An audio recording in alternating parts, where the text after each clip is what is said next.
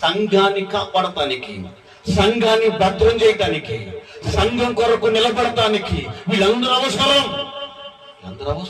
ఈ రోజు ఈ మక్కపెట్టలో ఈ కృపాపిలు మెలిసి సంఘం నిలబడాలి అంటే ఒక మనోహర్ కావాలి, ఒక యేసునాథ్ కావాలి, ఇది సంఘ బిడ్డలందరూ కూడా దీనికి కావాలి. కాబట్టి మనందరం నియమించబడ్డాం దీని కొరకే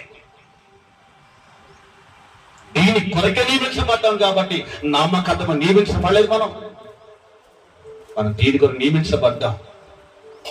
నీ వంతుని చెయ్యాలి, నా వంతుని చెయ్యాలి. నీ ధర్మం చెయ్యాలి, నా ధర్మం చెయ్యాలి. మీకు వచ్చేవారని చెబుతానండి, మీ అర్పణలో ఏం తీసుకుని రావాలో చూపిస్తానండి. మీకు జీవితంలో ఎప్పుడైనా ఆ మొక్క అది చెబుతా. మీకు మీ అర్పణలో ఏం కనబడాలో చెబుతానండి. మీ అర్పణలో నా దేవుడు దాన్ని బయలుపరిచాడు. నాకు దాన్ని చూశాను, నేను చూస్తాను, ప్రత్యక్షం చూసాను. నేను ఆ మొక్కని బైబుల్లో ఎంతో నేపథ్యంలో ఆ మొక్కలు అవుతాయి.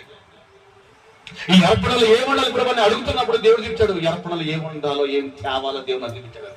మీకు వచ్చేవారు చెప్తాను, ఆశ్చర్యపోతారు. అయ్యో బాబా అర్పణ ఇదే అనుకుంటున్న వాళ్ళు. మనకు తెలిసిన అర్పణ మనం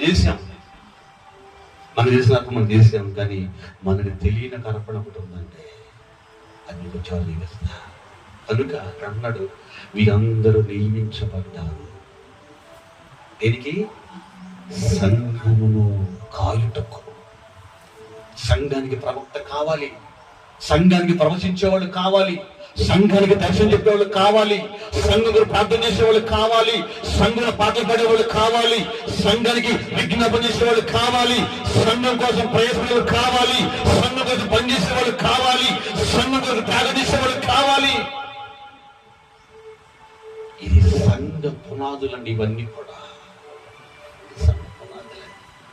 స్తోత్రం కలుగునుగా. అన్నారు, ఏసుదాసను మగిలిస్తుంటే భయం ఎట్టిందో బాబు అంటున్నారు. భయం ఎందుకండి? నేను మనిషిని, కాకపోతే దేవుని ఆవేశంతో నింపబడ్డానంతే, ఏమీ లేదు. ఒకవేళ ఇక్కడ దాడిపోయానుకోండి,